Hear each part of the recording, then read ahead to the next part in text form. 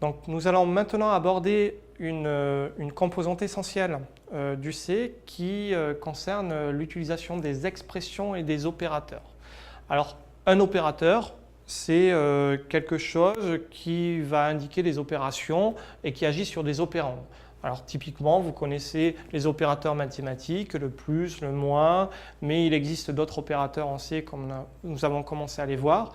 L'opérateur d'affectation, l'opérateur de comparaison. En fait, il y en a un peu plus de 40 opérateurs qui sont prédéfinis en C.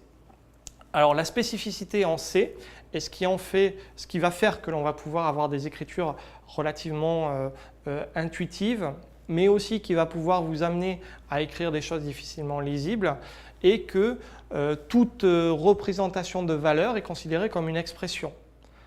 C'est-à-dire que si j'écris une constante, 35 dans mon code, le 35 représente une valeur qui est le numérique 35. Si j'écris un calcul, 2 plus 3, donc l'utilisation d'un opérateur, 2 plus 3 a lui aussi une valeur, l'ensemble de plus 3 correspond à une valeur qui est la valeur 5. Cette valeur 5, je peux donc la réutiliser en combinant mes écritures. De la même manière, une affectation de tous les opérateurs sont des expressions, ont une valeur. I égale 2 qui correspond à l'affectation de la valeur 2 à I a lui-même une valeur. L'ensemble, le I égale 2, l'expression I égale 2 a une valeur qui correspond à la valeur de l'affectation, autrement dit ici 2. Les fonctions aussi ont des valeurs par l'intermédiaire de leur valeur de retour de fonction. La seule exception, ce sont les fonctions qui ne retournent pas de valeur, donc paramètres de retour void, qui ne pourront donc pas être considérés comme une expression. La conséquence, la dualité de cette constatation, c'est que toute expression est donc elle-même une valeur. Et comme je vous disais, l'affectation, qui réalise une opération particulière, va inscrire à la case mémoire désignée par la variable la valeur qui est à droite de l'expression, va elle-même avoir une valeur. Je vais donc pouvoir réutiliser cette expression-là dans une nouvelle opération, une fonction, avec un opérateur, etc. Par exemple, concernant l'affectation, nous pouvons écrire G égale I qui égale 2, donc combiner les opérateurs entre eux. J égale I égale 2 sera considéré par le compilateur comme étant d'abord l'expression I égale 2, affectation de 2 à la variable I, mais qui elle-même a une valeur 2. Donc J égale I qui égale 2 équivaut à écrire J égale 2. Autrement dit, sur cette simple ligne J égale I égale 2, j'affecte la valeur 2 à la variable I et à la variable J. Donc ça nous permet, cette combinaison d'expressions, d'avoir des écritures simplifiées, qui peuvent être simplifiées, mais attention à ne pas en abuser. Vous arriveriez assez facilement à produire du code qui est très très difficile à lire, un petit peu comme l'exemple du Tetris que je vous avais présenté sur la première fois. Évidemment, comme chaque expression a une valeur, chaque valeur a un type, chaque expression a elle-même un type. Et le type va correspondre à la valeur de l'élément qui a été affecté. Par exemple, J égale 2 est un entier, 2 est un entier, J est un entier, donc J égale 2 est un entier, etc. Nous allons pouvoir répartir les opérateurs en 3 grandes familles en C. Les opérateurs unaires, les opérateurs qui vont agir sur une seule opérande. Alors nous en avons déjà rencontré. L'opérateur d'adressage et commercial, l'opérateur de déréférencement étoile, agissent sur une seule opérande. Je récupère la valeur de l'adresse d'une variable. Les opérateurs binaires, que vous connaissez tous, notamment les opérateurs mathématiques, plus, moins, etc., qui vont agir sur 2 opérandes, une à gauche, une à droite, A plus B par exemple.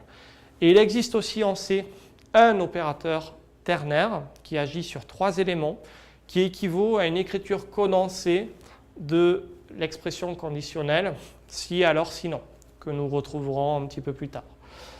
Nous pouvons également catégoriser ces opérateurs en familles. les opérateurs arithmétiques, comparaison, logique, etc., que nous allons détailler maintenant. Et enfin, il existe des priorités sur ces opérateurs.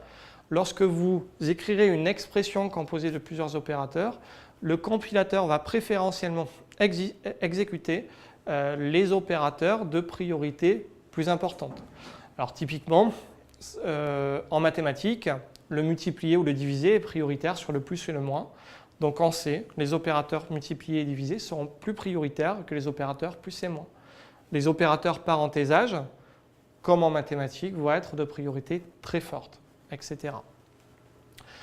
Parmi les opérateurs arithmétiques, nous retrouvons les opérateurs classiques de mathématiques, le plus, le moins, le multiplié, le divisé. Attention au divisé.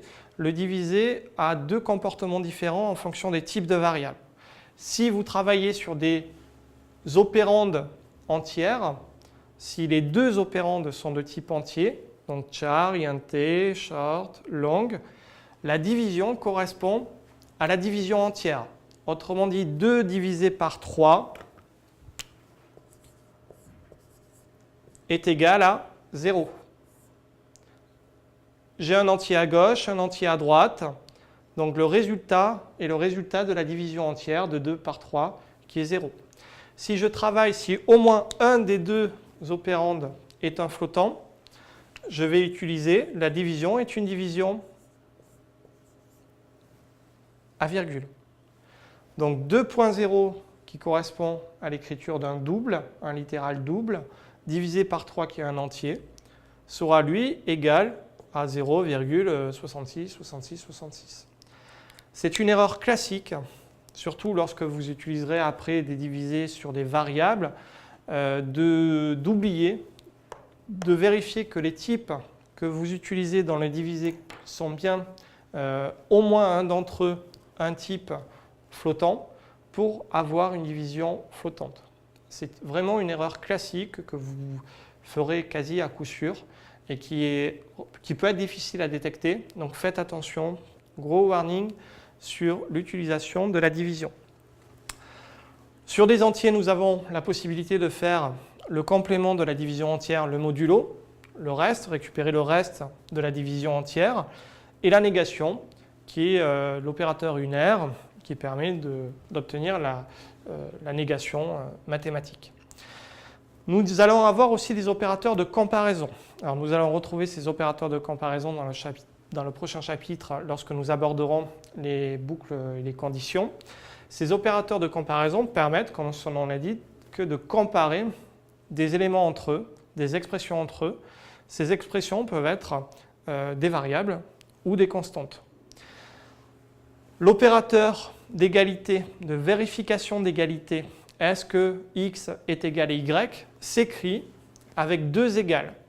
Attention à ne pas le confondre avec l'opérateur d'affectation. Là aussi, c'est une erreur que vous commettrez probablement, enfin c'est une erreur classique de débutant. Si vous voulez comparer deux éléments, n'écrivez surtout pas A égale B. A égale B signifie que j'affecte la valeur de B dans A. Comparer A égale B s'écrit A égale B. Différent s'écrit point d'exclamation égal, inférieur ou égal, pas de difficulté, supérieur ou égal, inférieur ou supérieur. Les opérateurs logiques, comme son nom l'indique, vont permettre de faire des opérations logiques. Je veux que une condition et une condition soit vraie et une condition soit fausse. L'opérateur et logique s'écrit avec deux et commerciaux, là aussi. Attention, nous allons voir juste après qu'il existe un opérateur et commercial à un seul et commercial qui aura une signification bien différente, qui va travailler directement sur les bits de données et non pas sur la valeur logique globale. Donc opérateur et logique de et commerciaux ou logique de pipe. Le pipe, c'est la barre verticale que vous avez à l'GR6. Donc là aussi, idem, le ou logique de pipe, le ou binaire que nous rencontrerons après, un pipe. Attention à ne pas confondre les deux. La négation, le not, s'écrit avec un point d'exclamation. On retrouve ici la syntaxe du différent qui est not égal en fait. Lorsqu'on utilise des opérateurs logiques, on travaille sur la logique booléenne. On va donc travailler avec deux valeurs logiques, vrai ou faux.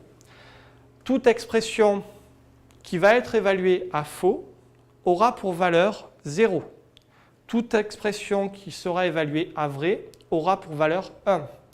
Par exemple, je teste si A égale B. J'effectue la comparaison avec l'opérateur de comparaison égal. Cet opérateur a lui-même une valeur. Si A est vraiment égal à B, dans ce cas-là, la valeur de cette expression, ce sera 1. Si A est différente de B, la valeur de cette expression sera 0.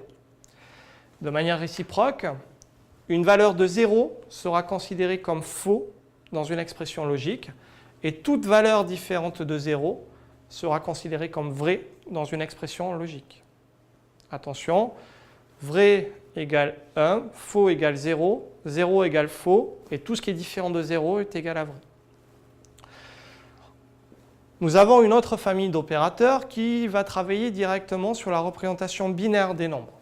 Ces opérateurs correspondent à l'application de l'opérateur logique correspondant et ou etc. bit à bit entre les éléments. Par exemple, si je prends deux nombres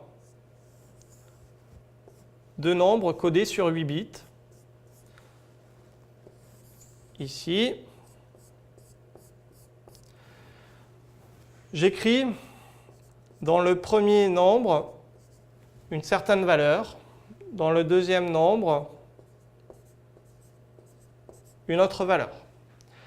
Si j'utilise l'opérateur et binaire, donc et commercial unique, ça va me créer une valeur qui correspond à l'application de l'opérateur et, de l'opérateur logique et, sur chaque bit de mes deux nombres. Autrement dit, 0 et 0, c'est 0. 1 et 1, c'est 1. 0 et 0, c'est 0. 0 et 0, c'est 0. 0 et 1, c'est 0. 1 et 0, c'est 0. 1 et 0, c'est 0. 0 et 1, c'est 0. Le résultat de cette opération de et binaire est ce nombre-là. Situation identique pour le ou binaire, le XOR, le NOT binaire, j'inverse tous les bits 1 à 1. L'opérateur de décalage de bits, si j'écris, donc si je pars de ce nombre-là, que je décale de 2 bits, je vais obtenir un nouveau nombre en décalant tous les bits de 2 éléments sur la droite. Tous les deux premiers éléments qui étaient tout à fait à droite vont donc disparaître et je vais donc retrouver ce nombre-là. Les deux éléments à gauche vont avoir pour valeur une recopie du dernier élément, en fait du bit de signe, si elle existe. Alors, suivant les types de processeurs, il est possible d'avoir une convention différente sur le nombre généré, donc à vérifier en fonction de chaque architecture. Et décalage de bits dans le sens opposé va générer des zéros sur la droite de votre nombre. Opérateur d'affectation. Nous avons vu l'opérateur d'affectation simple, le égal, j'affecte une certaine valeur qui peut être contenue dans une variable ou une constante, une R-value, à une variable, forcément une R-value, une existence en mémoire, opérateur égal, simple. Il existe aussi deux autres opérateurs d'affectation, le plus et le moins, qui vont être en fait une condensation, une représentation condensée de l'écriture x égale x plus 1. Donc x++, c'est équivalent à écrire x égale x plus 1. Je mets dans x la valeur qui existait avant incrémentée d'un élément. Et x moins, la même chose en décrémentation. Et il est possible de combiner tous les opérateurs arithmétique avec les opérateurs d'affectation. Plus égal équivaut x plus égal y équivaut à écrire x égale x plus y, x moins égal y, x égale x moins y, etc. etc. Toutes ces combinaisons-là sont possibles. Les derniers opérateurs que je ne vous ai pas présentés ici, mais que vous allez retrouver au fur et à mesure de l'avancement du cours. L'opérateur conditionnel, le seul opérateur ternaire donc, qui agit sur 3 opérandes, qui correspond à un si alors sinon. On indique une condition à gauche, point d'interrogation. Si la valeur de la condition est vraie, alors l'expression prendra la valeur qui suit le point d'interrogation. 2 points, valeur que prendra l'expression si la condition était fausse. L'opérateur séquentiel, la virgule, on va le retrouver lorsque nous allons parler de boucle. Et c'est déjà un opérateur que nous avons rencontré lors de la déclaration de variables. Rappelez-vous, il était possible de déclarer plusieurs variables sur une même ligne, int x, virgule, y. La virgule, c'est ce fameux opérateur séquentiel qui rassemble plusieurs expressions dans une seule écriture. Opérateur de dimension sizeof, nous en avons un petit peu parlé. L'opérateur d'adressage, je veux récupérer l'adresse d'une variable, là aussi l'opérateur est commercial. Attention à ne pas confondre l'opérateur est commercial avec le et commercial qui représente une opération de et binaire entre 2 variables. Opérateur de caste, nous y reviendrons plus tard avec le parenthésage. L'opérateur de parenthésage qui permet dans une expression mathématique d'avoir une signification strictement identique à ce que vous utilisez en maths, de prioriser des opérations. Et les opérateurs d'indirection, point et flèche, que nous allons rencontrer dans les derniers chapitres de ce cours, qui vont avoir attrait à la manipulation des structures. Enfin, le tableau des priorités. Il existe 15 niveaux de priorité en C. Ils sont indiqués ici avec le sens d'associativité. Est-ce que le compilateur va chercher à associer l'élément sur la droite ou sur la gauche? Ce tableau-là n'est évidemment pas à apprendre par cœur. Ce qu'il faut que vous reteniez, c'est que l'opérateur de parenthésage, c'est l'opérateur le plus prioritaire. Si vous avez un doute dans l'associativité et la priorité de vos opérateurs, parenthésez votre expression. Vous êtes certain que tout ce qui est entre parenthèses sera exécuté d'abord. C'est un bon réflexe à avoir qui vous permet des erreurs. Ça ne rendra pas votre programme plus lent à la compilation. Le compilateur, le résultat sera strictement identique. Mais ça permettra d'avoir un code qui peut être plus lisible ou en tout cas pour lever des ambiguïtés si vous n'êtes pas sûr. Donc vous avez en tout cas ici dans les slides ce tableau récapitulatif à garder sous le coude.